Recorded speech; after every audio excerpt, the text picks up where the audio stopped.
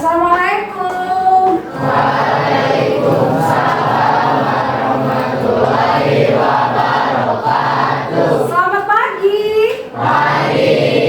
Sehat semuanya? Alhamdulillah, luar biasa. Allahu Akbar. Baik, selamat datang di kelas BK. Ya, kita akan membahas tentang nanti jurus ketiga, yaitu tentang tumbuhkan resiliensi. Nanti seperti apa sih resiliensi itu, gitu ya, yang aku akan menjelaskan, gitu ya. Kemarin kita sudah membahas tentang jurus kedua. Tentang apa kemarin jurus kedua? Kelola emosi.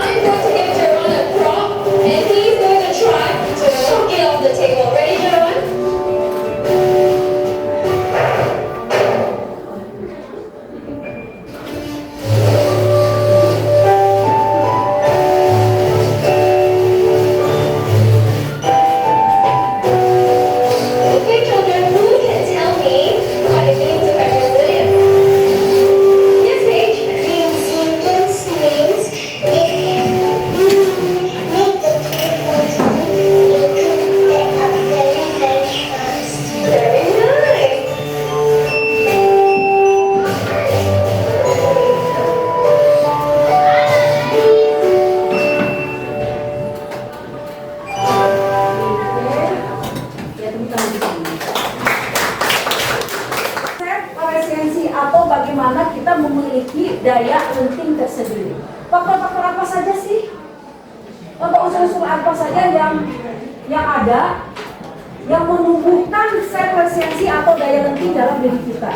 Yang pertama adalah self awareness, ya. Kemampuan mengenali kesadaran yang kemarin, kemampuan mengenali emosi kita, kemampuan apa yang terjadi dalam diri kita. Oh, saat ini saya sedang marah, saat ini saya sedang kecewa, saat ini saya sedang benci kepada si A, benci kepada si B, dan benci kepada si C. Kamu sadari itu? Ya, tapi tentunya kamu dengan mencoba meredam diri. Positif perspektif apa? Kamu berada di dalam pikiran orang lain, paham tidak? Jadi tidak selamanya jangan selamanya berpikiran kita, tetapi kita juga harus paham pikiran orang lain. Ya, ketika orang lain misalnya marah sama kita juga nggak usah ikut marah. Oh, berarti si ini kalau dikatakan A pasti marah, berarti kita harus ada di perspektif orang lain. Kemudian self compassion, apa self compassion kemarin? Apa? Bela kasih. Ada love, ada cinta, ada kasih sayang, kan seperti itu ya.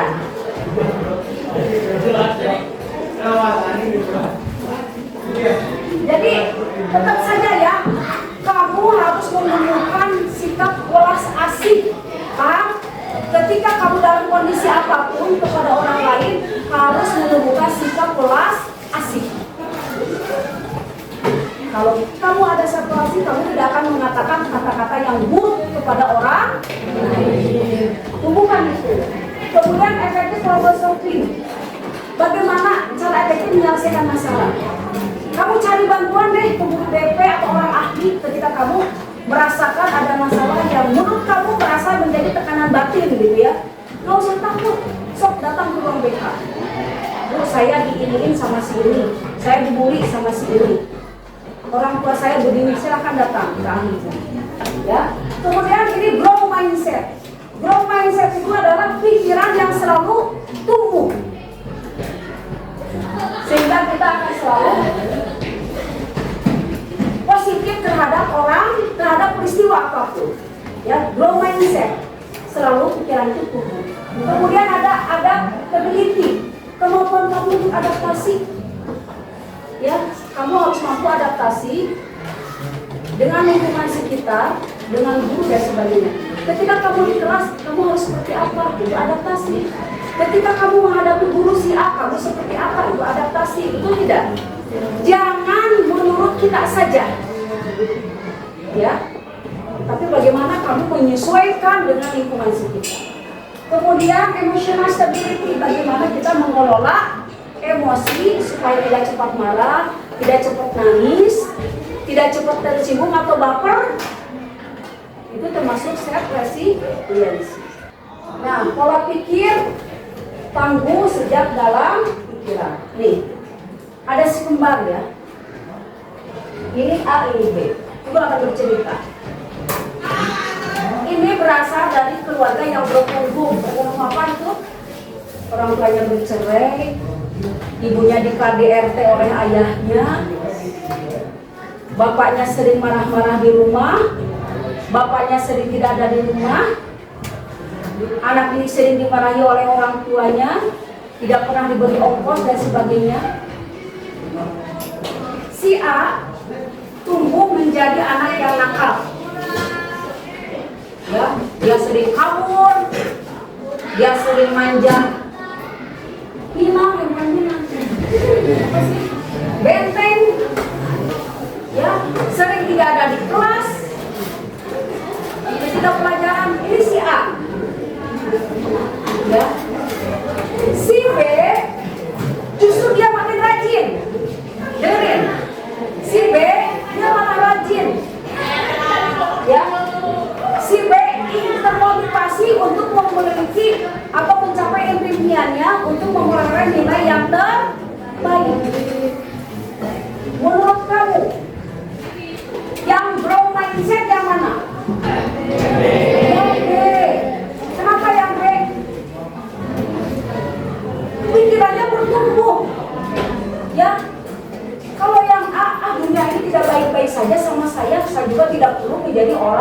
baik.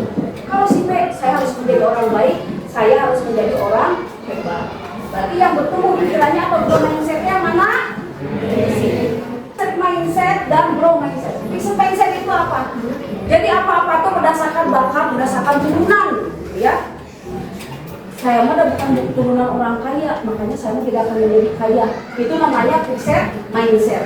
Saya mah tidak mampu matematika karena saya tidak ada bakat matematika. Itu fixed mindset. Nah, jadi kesuksesan saya bisa sukses jika punya bakat, betul tidak? Ya, jadi segala sesuatu itu berdasarkan genetik, gitu ya. Pak, itu namanya fixed mindset. Dan kalau grow mindset, saya bisa sukses dengan berusaha, meskipun tidak punya bakat. Kemudian kegagalan, saya menyerah. Korea, hesek matematika, menyerah. Males nanya ke orang, males kerjasama dengan orang. Itu fixed mindset. Coba, tapi grow mindset kayak tadi ini, saya coba lagi. Saya percaya bahwa kecerdasan dasar yang saya adalah sesuatu yang tidak dapat saya ubah terlalu banyak. Nah, ini fixed mindset atau grow mindset?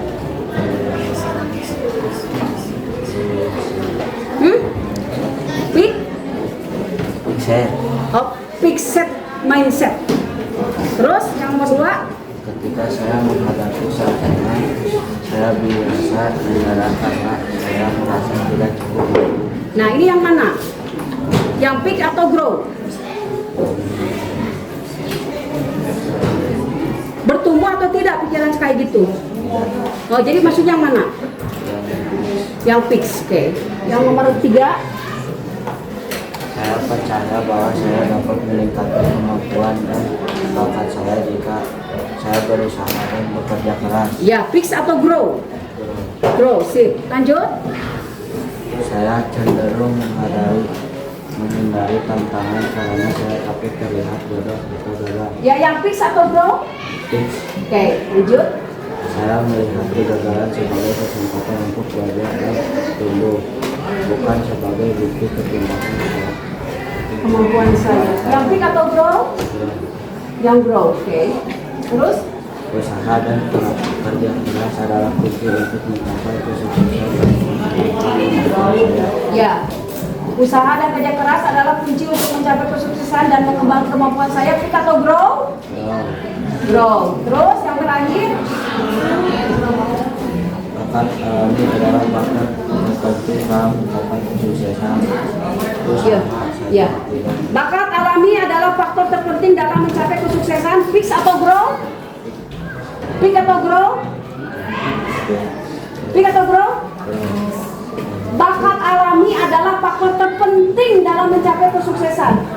Usaha saja tidak cukup jika tidak ada tidak berbakat. Fix atau grow?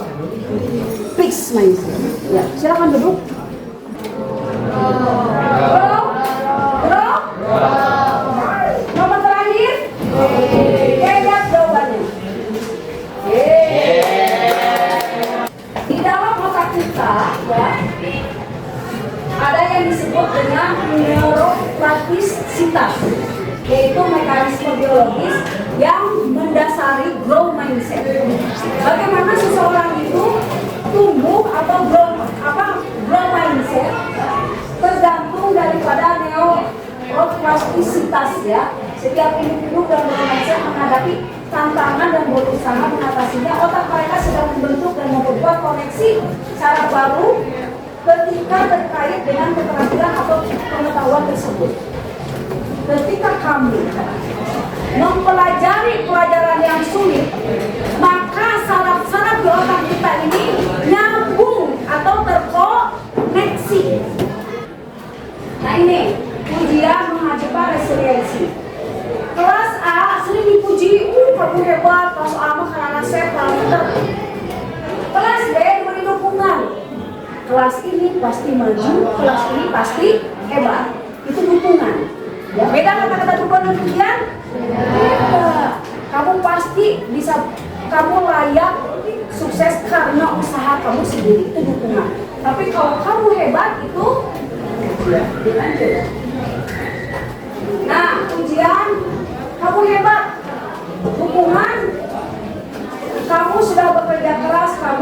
dapat prestasi. Orang dewasa sebagai subjek, Bapak bangga padamu. Oh, ini anak siapa? Ya, ini anak ayahnya, ini anak ibunya. Nah, itu pujian. Tapi kalau anak sebagai subjek, kamu pasti bangga pada dirimu sendiri. Kemudian fokus pada kesempurnaan hasil. Wah, suaramu bagus sekali, pujian. Tapi kalau dukungan, kamu sudah berlatih sangat keras, kamu pasti bisa sehingga suaramu bagus. Kemudian menjadi takut berbuat salah.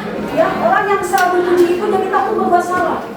Lama-lama kamu perlu dipuji terus, dah ini kelihatan baik di hadapan orang lain. Contoh, kamu memang anak kamu tidak pernah mengecewakan ibu, ibu nanti puji terus. Nah, semua yang belajar sepeda pasti pernah jatuh. Ayo, coba terus. Seperti permainan ini tadi ya. Kamu runtuh, bangkit lagi, runtuh, bangkit. Itulah tadi. Nah, ini adalah ketika kamu misalnya membantu bagaimana membangkitkan semangat. Kamu ada kata-kata dulu, ada empati, pengakuan, dan penegasan diri. Kemudian dukungan. Contoh misalnya, meskipun impian final kali ini belum terwujud, bukan berarti usaha kamu sia-sia. Usaha yang ditampilkan pada pertandingan tadi menunjukkan kamu memiliki semangat dan ketekunan. Mari kita jadikan sebagai bahan bakar evaluasi belajar dari setiap pertandingan. Kamu misalnya masuk grup olahraga atau sepak bola. Biasanya kan kalau kalah saling menyalahkan, betul tidak? Dan gara-gara siapa kan? Benar jadi kiper kan gitu ya. Kalau gagal pasti kamu saling menyalahkan seperti itu. Di sini ya, kamu harus saling menerima. Ya, kamu ada rasa empati bahwa dia sudah berusaha. Kamu sudah bagus, usaha kamu sudah hebat. Hanya mungkin belum saja. Untuk kedepannya kamu harus lebih sukses mungkin untuk teman-teman lain, gitu ya. Jadi jangan sampai kita ke teman-teman kan gara-gara siapa ya sih? Jadi apa? Gara-gara siapa atau jadi kia? Seperti itu dia suasananya. Seperti itu kan. Tapi yang lebih bagus karena ganti ya. Puji temanmu, berikan kata-kata motivasi, dan berikan apa harapan kita untuk memperbaiki teman kamu ya dengan bentuk dukungan. Lanjut. Nah, ini disebut dengan komunikasi, apresiasi, koreksi, dan apresiasi. Ini disebutnya tadi apa Berlin? Enggak, ini kayak apa sih? Apa ini? Burger. Jadi kamu komunikasi yang tepat di kelas itu harus komunikasi yang burger. Ada diawali dengan apresiasi, di tengahnya koreksi, diakhiri apresiasi. Contoh, Bapak apresiasi kamu ya, kamu sedang mengerahkan usaha terbaik. Nah, di tengah koreksi. Koreksi itu adalah harapan apa terhadap orang itu. Contoh, bagaimana kamu bisa mengurangi waktu nonton dan mengalokasikan waktu lebih banyak untuk belajar. Bapak percaya kamu pasti bisa. Contoh misalnya di kelas ini ada tutor ibu ya teman itu. Apa yang akan ibu katakan? Kamu sebetulnya sudah berusaha untuk konsentrasi ketika ibu menjelaskan. Nah, bagaimana kalau kamu mengurangi bermain kamu di dalam kelas atau di luar kelas, ya, supaya prestasi kamu lebih bisa ya? Bisa kayak begini, silakan.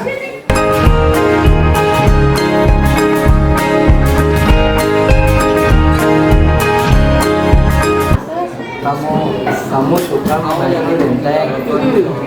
Perbuatan kamu itu melanggar aturan sekolah. Kamu pasti bisa jadi murid baik. Asal kamu berusaha. Ya, tepuk tangan. Ayo bangkit. Dan menandakan yang terbaik, kamu bisa lebih rajin belajar. Aku percaya kamu pasti bisa.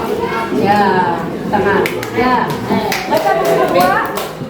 Mau ke sini, Chan. Kamu sudah mau belajar. Bagaimana caramu meluangkan waktu untuk belajar? Aku percaya kamu pasti pintar. Ya sih. Ya, terus? Kamu sudah mau berusaha. Kamu pasti bisa lebih fokus berlatih lagi. Aku percaya kamu bisa juara.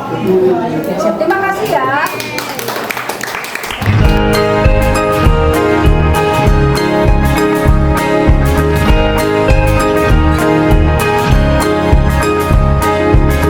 Murid mandiri dan kuat. Teman, di sini aku bakalan bacain hasil tugas kita. Di sini situasi yang pertama mendapat nilai rendah. Kalimat dukungannya, kamu sudah hebat, tetapi kamu harus lebih berusaha lagi untuk berhasil. Situasi yang kedua, tidak membawa buku saat maraton. Kamu harus membawa buku di tas agar tidak dibuang. Aku percaya kamu bisa. Situasi ketiga, tidak membawa mukena saat sholat Jumat. Kamu harus lebih mempersiapkan dari sebelumnya untuk membawa mukena. Terima kasih ya anak-anakku. Kita sudah menyelesaikan jurus ketiga, yaitu apa? Tumbuhkan resiliensi.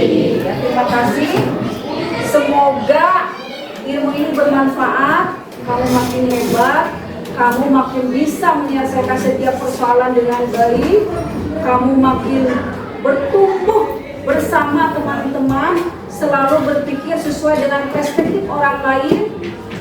Kamu juga bisa mampu mengendalikan emosi ya setelah pembelajaran seperti ini. Dan insya Allah kamu semuanya menjadi anak hebat untuk diri kamu sendiri. Luar biasa. Terima kasih. Wabillahi taufiq wal hidayah. Wassalamualaikum warahmatullahi wabarakatuh.